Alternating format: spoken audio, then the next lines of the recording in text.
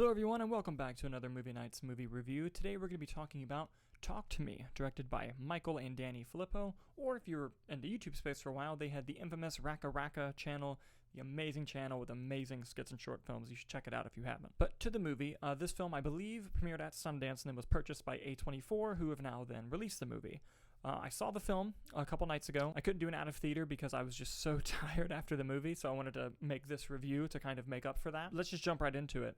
This is the best horror film of the year so far. And you guys know how much I've loved horror this year. It's been an incredible year for horror, but the bar's been set to the top now with this film. And I don't mean to overhype it. It's not necessarily the scariest film of the year, but it is the best. Masterful direction by Michael and Danny. The characters are flawed and believable, especially the lead character. They don't always do the right thing, but they do the thing that makes sense for what they're going through. And you're watching all of these arcs unfold as it happens, and you know that character's going to make the wrong decision, a la kind of Uncut Gems a little bit, where you're like, oh, please don't do it, but you know they're going to, and then it just kind of runs in that direction, especially with the influence of the demonic hand, which is from the trailer. For those of you that don't know, in this film, this hand, a ceramic hand, you can grab it and see spirits and then let them into you, but you can't do it for more than 90 seconds or else they'll want to stay. And of course, bad things happen in the movie because of it. And this film that the trailers don't really show, it's incredibly disturbing. And part of the thing that really drives this film home, incredible performances, especially from Sophie, Wilde, and Joe Bird.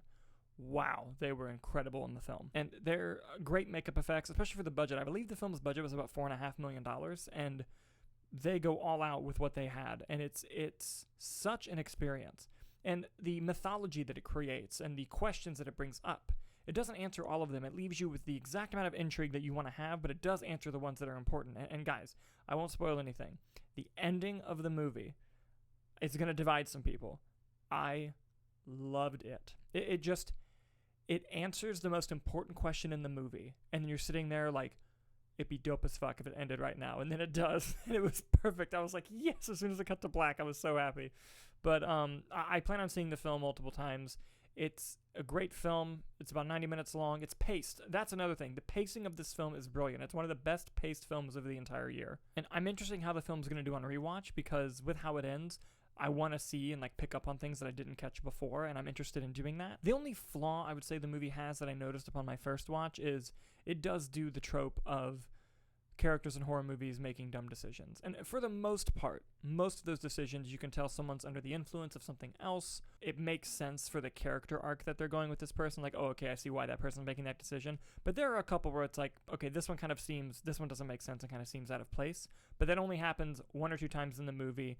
And with the results of what goes on, you are not upset about it. And my final point I'll make on this is this film has a great metaphor for drug use, and the hand kind of represents that in the movie. And it does it so well, and it's so scary, it's so disturbing. I had a phenomenal time watching the movie. Like I said before, I'm going to watch it multiple times.